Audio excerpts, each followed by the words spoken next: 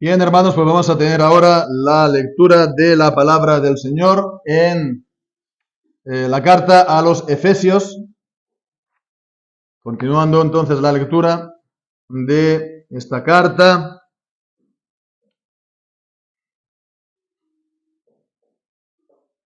En el capítulo 1, del versículo 8 al 10.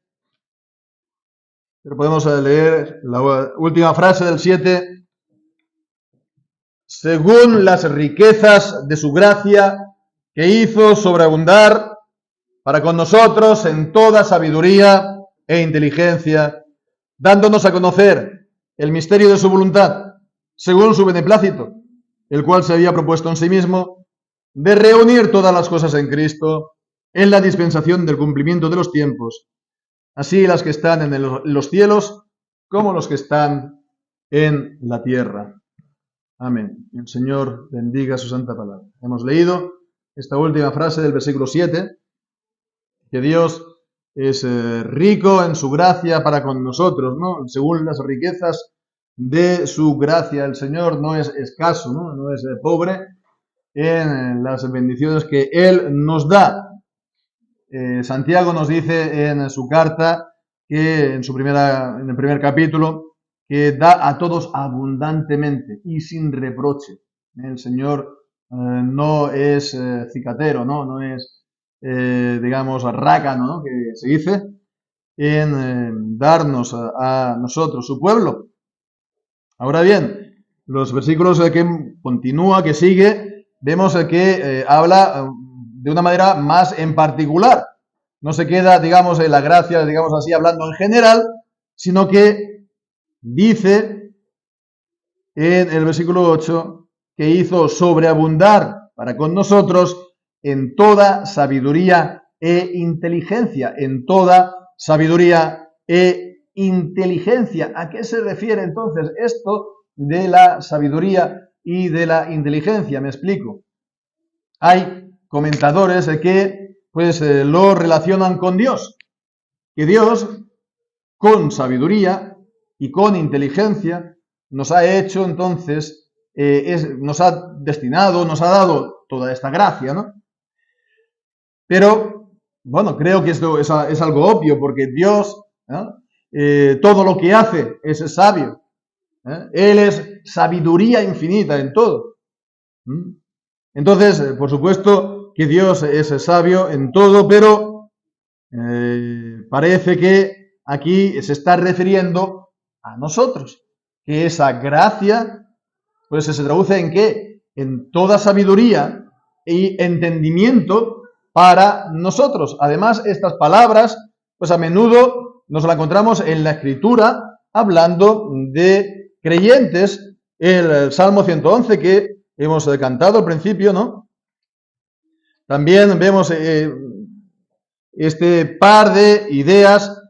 El principio de la sabiduría es el temor de Jehová, buen entendimiento, la sabiduría y el entendimiento, o Job, capítulo 28, versículo 28, que dice: he aquí que el temor del Señor es la sabiduría y el apartarse del mal la inteligencia. Y aquí dice la sabiduría y el entendimiento o la inteligencia. Vemos que esto es un tema bíblico que se repite muy a menudo. Y además, pues también, versículo 9, sigue diciendo, dándonos a conocer el misterio. Entonces, vemos a que podemos casi asegurarlo al 100%, está hablando de nosotros. Nos está diciendo las riquezas inescrutables de su gracia. Pues, antes que nada, vemos lo que destaca aquí Pablo, que es pues estas riquezas de sabiduría e inteligencia. Y esto nos muestra la voluntad de Dios para con nosotros. Dios no nos quiere, digamos, ignorantes en cuanto a las cosas de la fe, en cuanto a su palabra, en cuanto a su voluntad. O Dios no nos quiere a ver lo justito, ¿no? Que sepan lo justito, ¿no? como antiguamente, ¿no? Que sepan leer o escribir, pero no mucho más allá, ¿no? Después están los de arriba, que estos sí que saben y que son los que hacen una cosa o la deshacen. Dios no nos quiere de esta manera. Dios quiere que en cuanto a las cosas de la fe, estamos aquí hablando de esto, de todo lo demás también puede estar bien, ¿no? Pero estamos hablando del misterio de la voluntad del Señor, la escritura, su voluntad, la revelación, que no seamos pues ni ignorantes ni lo justito. Nos da las sobreabundantes riquezas de su gracia en toda sabiduría y entendimiento. En toda sabiduría y entendimiento. Estas dos palabras vemos que aparecen muy a menudo pues juntas. Bueno, pues están juntas para completar el sentido. Creo que no hace falta empezar a distinguir entre una u otra. El sentido pues varía bien poco. Las dos juntas nos está hablando de todo el conocimiento. Nos está hablando de la comprensión y del entendimiento, del discernimiento, ¿no? El discernir, el ver las cosas, ¿no? El ver un poco por dónde van las cosas, ¿no? Cuáles son sus implicaciones, cuáles son sus resultados, ¿no? Y después también ponerlo en práctica. Porque si se conoce algo, ¿no? Y alguien viene y te dice, ¿y esto para qué te sirve? Y uno dice, pues no sé para qué me sirve, ¿no? Eso no es la sabiduría de Dios, eso no es la sabiduría de la palabra. No es entonces un conocimiento, digamos, abstracto, teórico, que no sirve para nada en la vida de la gente, ¿no? Sino que nos ayuda verdaderamente a vivir conforme a la voluntad de Dios, a la voluntad de Dios. No es entonces conocer y saber muchas cosas, ¿no? Tenerlas en la cabeza, ¿no? Y repetirlas y decir muchas fechas, ¿no? Etcétera, etcétera, ¿no? Libros que han sido publicados y las fechas de publicación y los autores, todo esto pueden estar muy bien, ¿no? Pero aquí está hablando de qué? Está hablando, dice en el versículo 9, el misterio de su voluntad, el misterio de su voluntad. Y bueno, pues tenemos siempre presente, ¿no? Cuando en la Biblia se habla de misterio, sobre todo en el Nuevo Testamento, pues la palabra misterio significa algo que estaba oculto antes, pero que ahora ha sido dado a conocer. No es algo que, digamos, como se entiende normalmente la palabra misterio, sino que es algo oculto, ¿no? Y que ahora Dios lo ha dado a conocer, lo ha revelado por medio de Cristo y por medio de sus apóstoles en las Sagradas Escrituras. Ese es el misterio, ¿no? Y dice el misterio de su voluntad. Y conviene siempre tener presente que la voluntad de Dios es una. Dios es uno y Dios entonces pues quiere las cosas, ¿no? Conforme a tal y como Él es, ¿no? La voluntad de Dios es una. Y esa es simple, ¿no? Es simplicísima. Pero, bueno, podemos imaginarnos la voluntad de Dios con una imagen, ¿no? ¿Sabéis? Esta del iceberg, ¿no? Lo podemos encontrar muchas veces ahí en imágenes, ahí en Google, en Internet, ¿no? Que el iceberg, ¿no? Pues es como si fuera solamente la parte de arriba muy pequeñita, la que está por encima del mar, ¿no? Y que, bueno, pues no sé si serán 9 partes que están por debajo del mar y no la vemos. Es así también la voluntad del Señor, ¿no? Porque hay mucho de la voluntad del Señor que no sabemos. Y entonces, pues, se hace muchas veces la diferencia entre la voluntad que sabemos y lo que no sabemos, entre la voluntad revelada y la voluntad que nos es todavía oculta, ¿no? En Deuteronomio 29, el libro del Deuteronomio, capítulo 29 y versículo 29, se nos habla de las cosas ocultas, son para Jehová Dios, pero las reveladas son para nosotros, y para nuestra descendencia, para nuestros hijos, para siempre. Entonces está la voluntad que está en Dios, ¿no? Y que no llegamos a alcanzar, son sus planes secretos que Él pues ha decidido en sí mismo, su decreto. Y bueno, pues nosotros no tenemos un conocimiento por adelantado, ¿verdad? Nosotros, ¿quién puede? ¿Quién puede por adelantado decir, no, pues esto es lo que va a ocurrir, esto es lo que Dios va a hacer, ¿no? Nosotros podemos conocer esta voluntad, digamos, ya pasado. Cuando ya ha pasado, a posteriori, ¿verdad? Pues entonces nos giramos y miramos el recorrido, miramos lo que ha ocurrido y vemos entonces, sí, Dios ha tenido este propósito, Dios ha tenido este plan, lo ha cumplido, pero de buenas a primeras, ¿quién lo puede decir, no? ¿Quién podría decir hace 10, 15, 20 años que estaríamos aquí, ¿no? Cada uno de nosotros, ¿no? Nosotros también incluidos, ¿no? ¿Quién puede decir lo que estaremos haciendo dentro de 10, 15, 20 años? Solamente Dios lo sabe. Bien, pues entonces el misterio de su voluntad está hablando sobre todo de esta voluntad que Él ha revelado en las Escrituras, ¿no? Y dice que es según su beneplácito en el versículo 9. El beneplácito, digamos, es esta voluntad que Él tuvo a bien, ¿no? Que le plació, que Él tuvo a bien. Ya lo leímos también en el versículo 5, ¿verdad? Cuando nos habla de la predestinación según su beneplácito. Es decir, que Dios no está obligado, no hay ninguna necesidad. Es algo que le pareció a Él bien, que a Él le pareció bien. Esto lo encontramos, esta misma idea del beneplácito de Dios, a menudo con la predestinación. Leemos y de la sabiduría también de Dios. En Mateo capítulo 11, Mateo 11, versículo 25 y 26. Mateo, voy llegando, Mateo 11, 25 y 26, podemos leerlo si lo tenéis abierto, para que veamos el beneplácito de Dios y su voluntad, y que el Señor, es su beneplácito, darlo a conocer a algunos, no a todos, sino a algunos.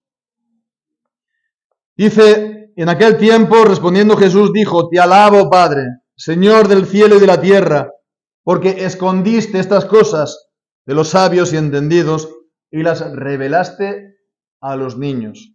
Sí, Padre, porque así fue de agrado ante ti, el beneplácito, así fue de agrado ante ti. Todas las cosas me son entregadas por mi Padre, y nadie conoció al Hijo sino el Padre, ni al Padre conoció alguno sino el Hijo, y dice, aquel a quien el Hijo lo quiera revelar. Es algo también que nos encontramos en 1 Corintios en el capítulo 2. Podemos leer también ahí unos versículos en el capítulo 2, en el versículo 6. Dice, sin embargo, hablamos sabiduría entre perfectos y sabiduría no de este siglo, ni de los príncipes de este siglo que perecen. Dice, sino que hablamos sabiduría de Dios en misterio, la sabiduría oculta, la que Dios predestinó antes de los siglos para nuestra gloria, la que ninguno de los príncipes de este siglo conoció, porque si lo hubieran conocido, no habrían crucificado al Señor de la gloria, esto es a Jesucristo. Antes, como está escrito, cosas que ojo no vio, ni oído oyó, ni han subido al corazón del hombre, son las que Dios ha preparado para aquellos que lo aman, pero Dios nos las reveló a nosotros. Vemos cómo está pues esto claramente enseñado, no en un rincón de la Escritura, sino una y otra vez. Entonces vemos, es la que Dios revela a los que Él ha querido, en este pasaje de Efesios 1, a los que Él ha elegido, a los que Él ha predestinado, a los que Él ha salvado. Es necesario entonces nacer de nuevo para comprender esta voluntad de Dios. Es necesario. Esto no es algo de la mente de los hombres. Esto no es algo que nace en la mente de un hombre. Esto no es algo natural en nosotros. Esto es necesario nacer de nuevo para comprender la palabra del Señor, si no, no hay manera. Y de esta misma manera también continuar adelante. En Romanos, en el capítulo 12, nos está diciendo que la vida del cristiano es eso. Es esto mismo, es esta renovación en nuestro entendimiento. Leemos ahí, a ver, Romanos 12, versículos 1 y 2. Así que, hermanos, os ruego por las misericordias de Dios que presentéis vuestros cuerpos en sacrificio vivo, santo, agradable a Dios, que es vuestro culto racional. Y no os conforméis a este siglo, sino sed transformados por la renovación de vuestro entendimiento, para que comprobáis cuál sea la buena voluntad de Dios, agradable y perfecta. Entonces vemos, esto es algo que es necesario hacer de nuevo, pero que después toda nuestra vida es esta renovación de nuestro interior, de nuestro entendimiento, para entender lo que dice Pablo en Efesios, la voluntad, el misterio de la voluntad de Dios. Es esto el cristiano. Antes de conocer al Señor, tenía unas ideas y miraba la vida y veía la vida de una manera, ¿verdad? Pensaba, tenía sus ideas, pero cuando ha conocido al Señor, cuando ha conocido la palabra del Señor, no puede ser las cosas igual. No puede ser como antes, como toda la vida, ¿verdad? No puede ser, tiene que haber algún cambio, si es que realmente ha conocido la palabra. Porque la palabra trae un cambio a la vida de las personas. Y el primer cambio es la manera de ver las cosas, la manera de pensar. Es así.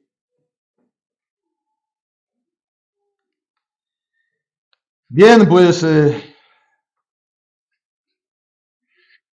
esto nos muestra entonces, hermanos, sobre todo la importancia de la Escritura, la importancia de la Biblia, lo importante que es para todos nosotros, ¿no?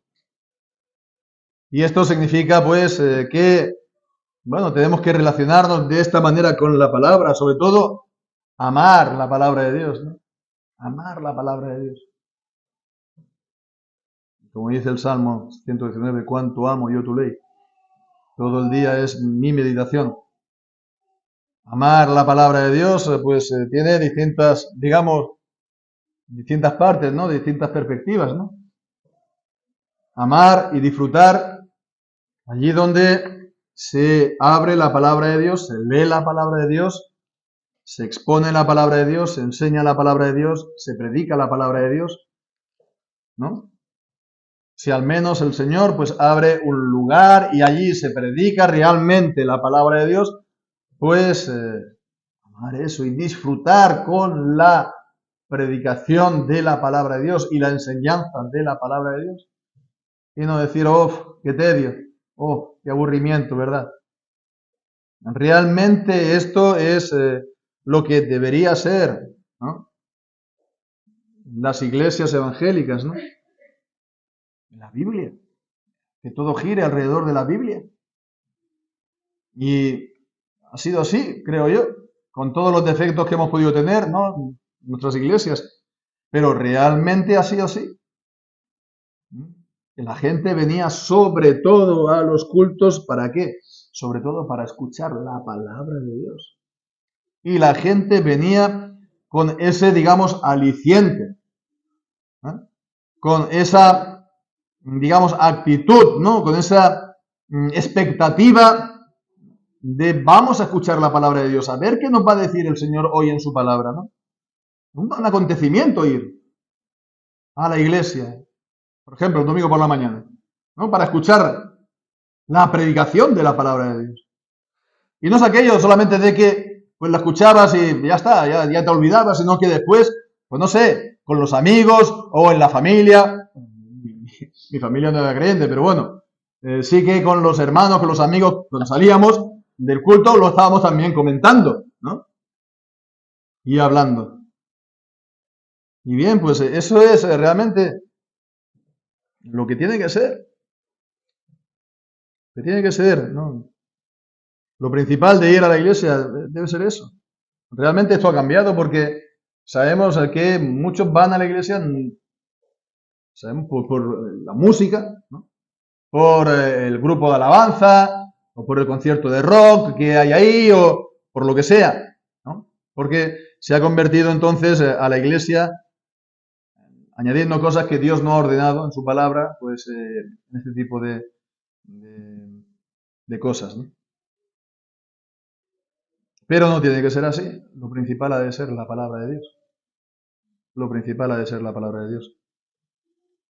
¿Qué problema tiene, por ejemplo, cantar los salmos? ¿Y qué problema tiene cantar solo los salmos? Es que dirán, no, es que, ¿sabes? Está bien cantar los salmos, pero podemos cantar también otras cositas, ¿no? Otras cosas que no sean los salmos. Pero ¿cuál es el problema de cantar solo los salmos? ¿Tiene algún problema cantar la palabra de Dios? ¿Tiene algún problema la Biblia? ¿Tiene algún problema la palabra de Dios? ¿Solamente la palabra de Dios? ¿Cuál es el problema? Así están muchos, ¿no? Muchos hermanos, ¿no? Como muchos, sí, cantar alguno, ¿no? Pero, a ver, vamos a cantar otras cosas, ¿no? Que nos gustan más, que son más románticos o lo que sea. Bien, pero no son los salmos de la palabra de Dios. ¿Cuál es el problema? Así con todo, cuando vemos que la palabra de Dios es un problema, la predicación es un problema, la enseñanza es un problema, entonces hay problemas, sí. Pero el problema está en nosotros. Pero con todo lo importante que es eso, no es lo único, porque hemos de mirar cada uno cómo es su día a día, ¿verdad? Imaginémonos, ¿no? ¿Qué pasaría a nosotros si solamente comiéramos una vez a la semana, ¿no? Quiero decir comida. De domingo en domingo, en sábado, ¿no? ¿Cómo íbamos a llegar al jueves al viernes, ¿no? Pues es así con la palabra del Señor.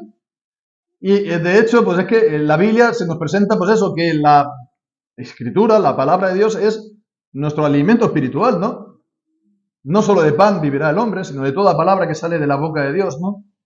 O primera de Pedro, capítulo 2, cuando está hablando de recibir la palabra espiritual, la leche espiritual no adulterada para que por medio de ella crezcáis.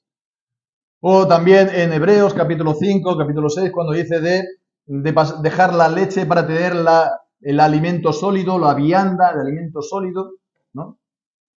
Que es lo que se corresponde, ¿no? A la gente que ha crecido, que es madura. Los niñitos solamente toman la leche, ¿no? Después van pasando a la papilla y después alimento sólido. Así también debe ser el cristiano. Cuando recién nace espiritualmente es solamente la leche espiritual. No le des aquí muchas cosas más, que no lo va a poder digerir. Pero conforme pasa el tiempo, tiene que ir creciendo y tiene que ir entonces, pues, alimentándose de más y más cosas. Si no, hay un problema. Y no lo digo yo, lo dice Hebreos capítulo 6. Que ya con el tiempo ya teníais que ser maestros y todavía se os tiene que ir repitiendo el ABC, lo principal, los rudimentos de la palabra de Dios. Ese es un problema. Entonces, bueno, pues podemos mirar, ¿no? ¿Cuánto tiempo hace que estoy en el Señor? ¿Cuánto tiempo hace que estoy, ¿no? Como creyente, ¿no? Una prueba fácil de hacer, ¿no? ¿Cuánto tiempo hace que estoy como creyente y cuántas veces me he leído la Biblia? ¿Cuántas veces me he leído la Biblia?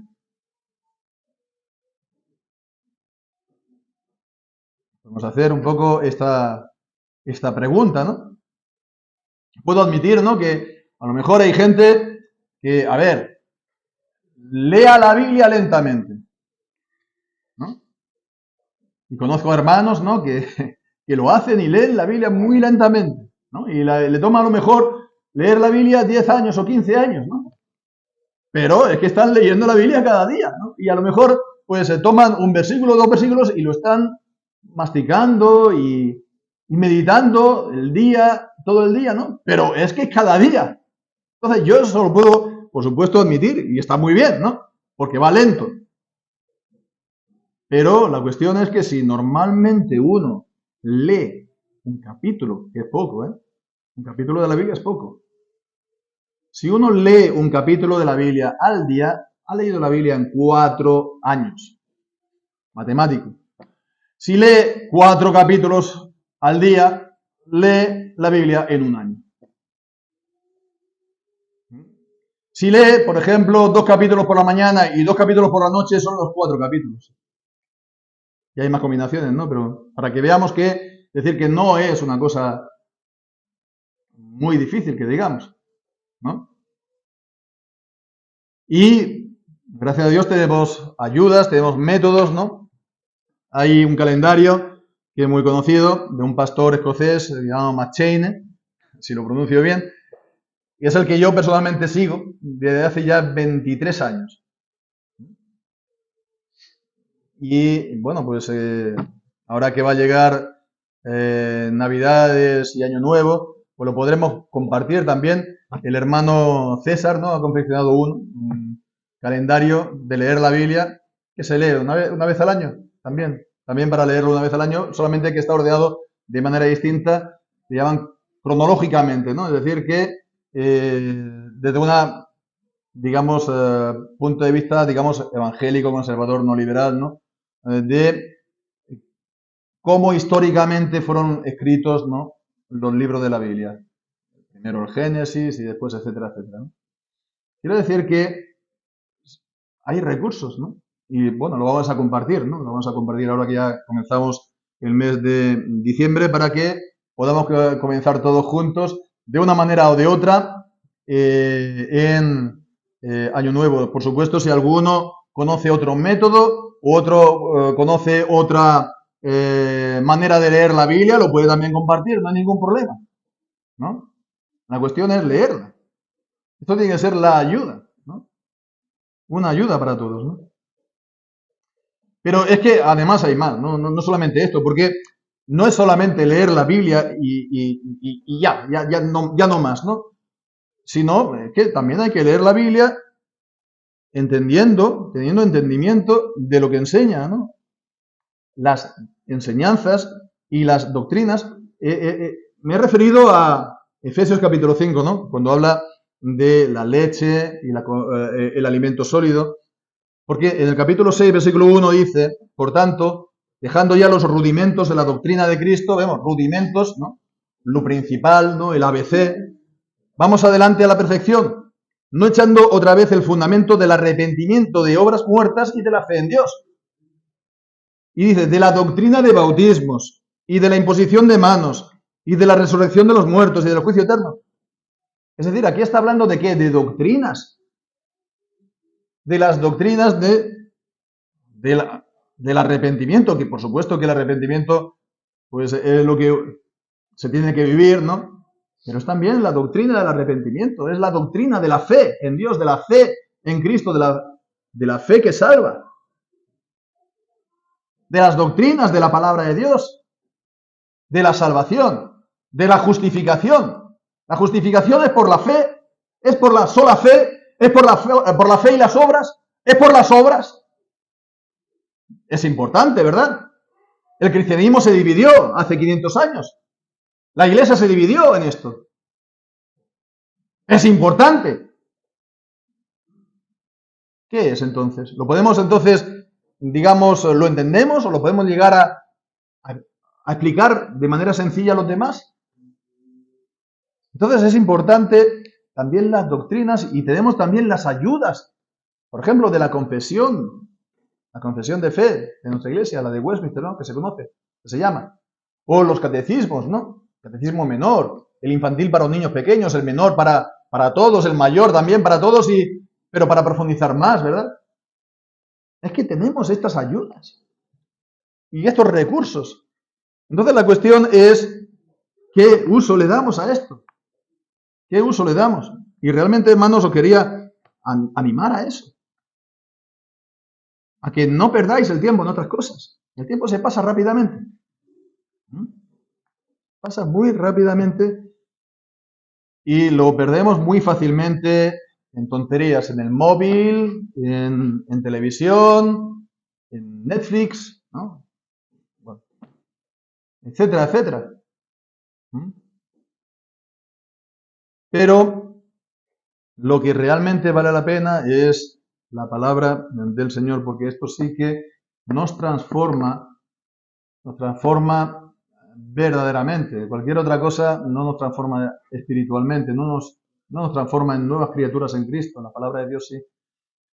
Las otras cosas, pues no está bien saberlas, tal vez no, pero no nos hacen sabios para salvación, que es en Cristo Jesús. No somos sabios con toda sabiduría y entendimiento. Y transforma también nuestra manera de ser, nuestro carácter, ¿no? Si uno tiene la tendencia a ser un poco así, viva la pepa, ¿no? O ligero, ¿no? O alocado, como sea, ¿no? O uno a lo mejor tiene tendencia a estar pues, triste o estar deprimido, pues la palabra de Dios es ayuda, la Biblia es ayuda y nos transforma verdaderamente. Simplemente el cambio de ocupar la mente en nuestras cosas, en nuestras ideas, y ocupar nuestras mentes en las ideas de Dios. Fijémonos, ¿no? El cambio que eso hace. Pues el Señor, hermanos, nos da la palabra de Dios y vemos que no estamos escasos, ¿verdad? Si nos dicen, no, es que a mí leer es un problema, pues hay audiolibros. Pero es que también se puede escuchar predicaciones. A lo mejor no es tanto leer, ¿no? Pues podemos escuchar predicaciones. Internet, pues podemos ahora, hay tantas cosas, hay tantos recursos que realmente no hay excusa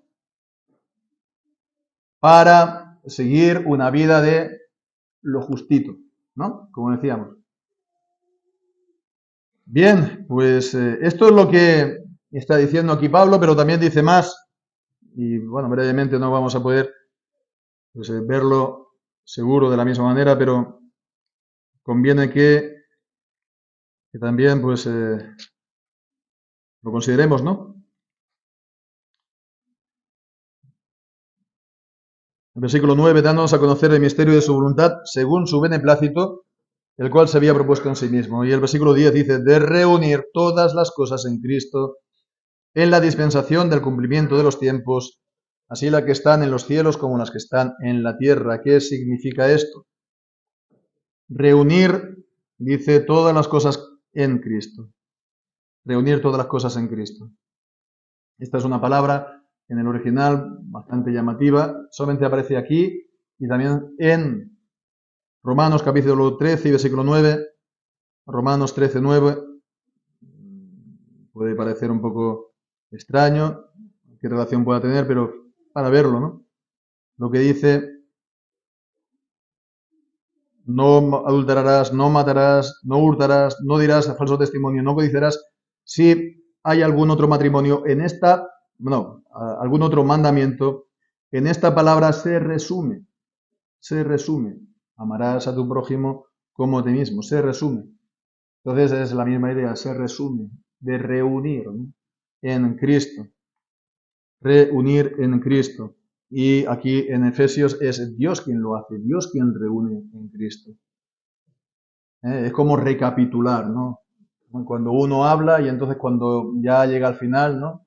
De la predicación, entonces hace la recapitulación, el resumen, ¿no? Para poderlo recordar mejor, ¿no? Entonces la idea de esta palabra es decir reunir, pero es la idea de poner bajo una cabeza, que es Cristo. Es lo que nos viene a decir al final, ¿no? Del capítulo, cuando dice, versículo 22 y 23, sometió todas las cosas bajo sus pies, Cristo, y lo dio por cabeza sobre todas las cosas a la iglesia. Entonces, reunir bajo una sola cabeza. En el original está también la idea de la cabeza, ¿no? De Cristo. Creo que el mejor comentario de estas palabras la encontramos en Pablo mismo, en Colosenses 1, versículos 16 al 18, y está hablando de Cristo, porque por Él, por Cristo, fueron creadas todas las cosas que están en los cielos y que están en la tierra, visibles e invisibles, sean tronos, sean señoríos, sean principados, sean potestades. Todo fue creado por medio de Él y para Él, por medio de Cristo y para Cristo. Y Él es antes de todas las cosas, y por Él todas las cosas subsisten. Y Él es la cabeza del cuerpo, de la Iglesia, el que es el principio, el primogénito de entre los muertos. Entonces vemos, ¿no? Reúne todas las cosas en Cristo, porque es que todas las cosas fueron creadas por medio de Cristo y fueron creados para Cristo, ¿no? Con esa finalidad, con ese objetivo, ¿no?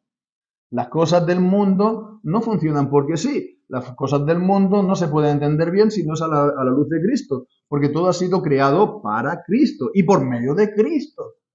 El mundo no está cortado de Cristo. El mundo, digamos, por el mundo quiero decir el universo, ¿verdad? La vida, ¿no? La ciencia se puede decir, la historia, todas las cosas de los hombres, ¿no? Realmente que tienen un origen en Dios es para Cristo. No se puede entender esto sin Él. Dice de reunir todas las cosas en la dispensación del cumplimiento de los tiempos. La dispensación, la administración, ¿no? Del cumplimiento de los tiempos. ¿Qué significa esto? Pues en el Nuevo Testamento la mayoría de las veces el cumplimiento de los tiempos está hablando del tiempo de Cristo, del tiempo de su venida y del tiempo entonces de su muerte, resurrección, ascensión a los cielos hasta su segunda venida. Este es el tiempo del cumplimiento de los tiempos, ¿verdad? Entonces es algo que Dios va haciendo época tras época, época tras época. Dios está reuniendo a los elegidos, los está reuniendo en Cristo, ¿verdad? Antes estaban separados de Él, pero ahora pues los está reuniendo en Cristo. En ese tiempo en el que estamos, ¿verdad? En el último tiempo. Pero también, hermanos, hemos de ver que estamos esperando un tiempo especial que es antes de llegar el Señor Jesucristo. Eso es lo que dice el apóstol Pedro, en el Hechos capítulo 3, el versículo 21. Dice, ¿a quién de cierto es necesario? ¿A quién es Cristo? Es necesario que el cielo reciba hasta el tiempo de la restauración de todas las cosas, de las cuales habló Dios por boca de todos los santos, sus santos profetas, desde tiempos antiguos. La restauración de todas las cosas, principalmente está hablando de su iglesia, la restauración de su iglesia. Como dice 2 Tesalonicenses capítulo 2, esto lleva consigo la caída del hombre de pecado, el hijo de perdición, ¿verdad? El anticristo. Entonces él ha de caer por la espada de su boca, el aliento de su boca, ¿no? En 2 Tesalonicenses, pero curioso, ¿no? Se puede comparar esto con Apocalipsis 1, la espada de su boca, ¿no? Y la palabra de Dios es la espada del Espíritu. Y una vez caído el anticristo, pues será la antesala de la venida del Señor Jesucristo. Las naciones pues se podrán volverse a Él y reconocerlo. Entonces, bueno, pero sobre todo, una vez más está hablando aquí, está hablando aquí en Efesios 1 sobre todo de la iglesia. Cuando dice reunir todas las cosas, así las que están en los cielos como están en la tierra, está hablando de todos los que Dios ha reunido en Cristo. Está hablando de la iglesia que está en el cielo y está hablando de la iglesia que está en la tierra, ¿verdad? Y todos están reunidos en Cristo. La iglesia invisible y la iglesia visible, la que estamos aquí, como se dice, al pie del cañón, ¿no? La iglesia militante, que tiene que hacer frente a las luchas y guerras de este mundo. Y bien, pues entonces, ¿qué podemos decir a todo esto? Que, por supuesto, está bien pues el pensar que toda la historia de los hombres, todas las matemáticas y toda la filosofía, todo lo demás, por supuesto, se ha de entender en un sentido de Cristo, ¿no? Porque todo ha sido creado por medio de Él y para Él. Pero fijémonos que si no estamos en Cristo y si no hemos sido reunidos con Él y con los demás cristianos, entonces a nosotros realmente no nos sirve de nada. Si no vivimos aquello para lo cual hemos sido creados como hombres. Romanos 3:23, ¿qué dice Romanos 3:23?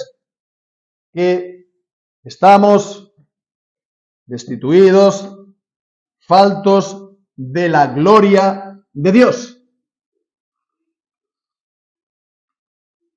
Entonces, si no estamos en Cristo, no se conoce a Dios, no se conoce su gracia, no se va a heredar su gloria. Entonces, ¿de qué sirve estar en el mundo y tenerlo todo si no se tiene a Dios, que es lo principal? Si no se tiene a Dios, no se tiene nada. Uno piensa que tiene cosas, pero al final llegará el día en el que todo se desvanecerá y se dará cuenta que es un pobre, miserable, ciego, desnudo y no tiene nada. Entonces, la cuestión es simplemente, si uno se da cuenta que no tiene a Dios en su vida, lo que tiene que hacer es volverse a Dios que será amplio en perdonar, que no reprochará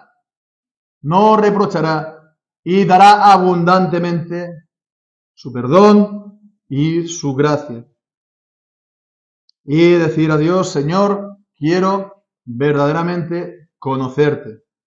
Quiero saber de ti, no de oídas, no de una manera que los demás me digan sí, pero que yo no lo vea ni lo entienda. Lo quiero conocer yo personalmente, Señor. Y si esto es así, si uno llega a la comprensión de que está sin Dios, entonces lo que diría es que no deje pasar este día sin volverse a Dios de esta manera. Porque el Señor, si nos ha dado a escuchar la palabra de esta manera, es con este propósito, está llamando a esto mismo. Y los creyentes que estamos en Él y que conocemos y que tenemos a Dios en nuestra vida, pues fijémonos, hermanos, que nos pueden faltar muchas cosas, ¿verdad? Nos puede faltar la riqueza, nos puede faltar la posición o la honra, nos puede faltar la salud, nos puede faltar incluso la felicidad, ¿no? Tal como la concibe la gente en el mundo, ¿verdad? Nos puede faltar muchas cosas, pero si tenemos a Dios, lo tenemos todo. Lo tenemos todo, ¿verdad? Lo tenemos todo. Porque nos ha dado a Cristo y nos dice que estamos completos en Él sin que nos falte nada. Sin que nos falte nada. Y esto desde ahora y para siempre. El Señor bendiga.